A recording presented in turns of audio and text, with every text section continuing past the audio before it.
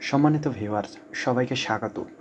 গণগ্রন্থাগার অধিদপ্তর ২৭শে জুলাই ২০২৫ একটি সার্কুলার প্রকাশ করেছে। চলুন দেখে নিই সার্কুলারটি।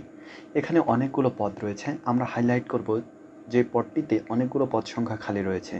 ৭ নম্বরে রয়েছে লাইব্রেরি অ্যাসিস্ট্যান্ট, পদ সংখ্যা খালি রয়েছে ২৩টি। এর জন্য শিক্ষাগত যোগ্যতা স্নাতক বা সমমান। এরপরে রয়েছে ডাটা এন্ট্রি অপারেটর, পদ সংখ্যা ২৩টি। এর জন্য স্নাতক এবং কম্পিউটার বিষয়ে দক্ষতা থাকতে হবে। সকল পদের জন্য প্রার্থীগণের বয়স ১৮ থেকে ৩২ বছরের মধ্যে হতে হবে। আগ্রহী প্রার্থীগণ dpl.teltok.com.bd এই ওয়েবসাইটে গিয়ে আবেদনপত্র পূরণ করতে পারেন। আবেদন করা যাবে ৪ আগস্ট ২০২৫ সকাল ১০টা থেকে ২রা সেপ্টেম্বর ২০২৫ বিকেল ৫টা পর্যন্ত। এবারে আবেদন ফি।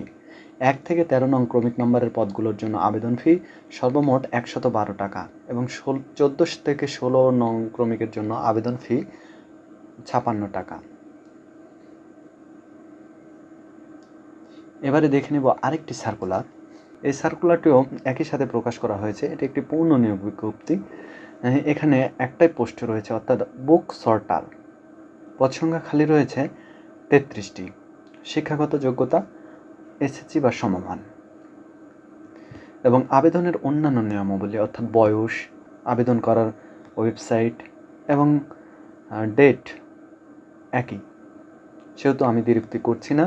তো সম্মানিত ভিউয়ার্স, এই ছিল আজকের সার্কুলার। এরকম ভেরিফাইড করা চাকুরির খবর সবার আগে পেতে সাবস্ক্রাইব করে আমাদের চ্যানেলের সাথে থাকুন। ধন্যবাদ।